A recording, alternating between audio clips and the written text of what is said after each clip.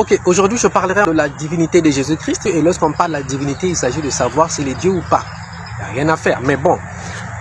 Quelqu'un m'a dit, mais écoutez, mais il y a une contradiction parce que Jésus lui-même, il a dit qu'il était fils de Dieu. Toi, tu viens nous dire que Jésus est Dieu, alors c'est contradictoire. Là, tu répètes pas les paroles de Jésus. J'ai dit très bien, mais Jean 16, 25, Jésus dit clairement que je vous ai dit ces choses en parabole. L'heure vient où je ne vous parlerai plus en parabole, mais je vous parlerai ouvertement du Père.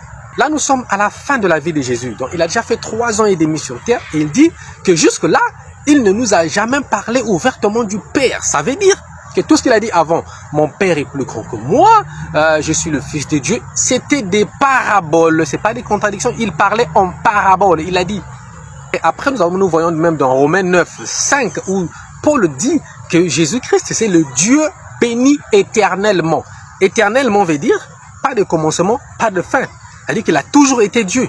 Dans 1 Jean 5, 20, 21, où Jean nous dit clairement que Jésus-Christ, c'est le Dieu véritable et la vie éternelle. Quand tu veux parler de la divinité, considère quelque chose. N'oublie pas cet aspect de là où Jésus a dit clairement que je ne vous ai jamais parlé ouvertement du Père. Ça a commencé avec son attitude.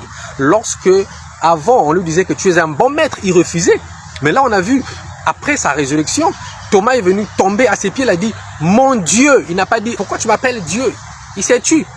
Parce que l'heure était venue. Souvenez-vous, Jean est le dernier apôtre qui meurt après tous les autres. Donc, c'est lui qui a parlé plus de la divinité clairement. Finalement, il n'y a pas de contradiction. C'est qu'avant, Jésus parlait en parabole. Il a dit clairement lui-même que ici, je vous parle en parabole du Père. Mais non, après, vous avez vu qu'après, les apôtres ont parlé. On l'a appelé Dieu. Se sont prosternés devant lui comme étant Dieu.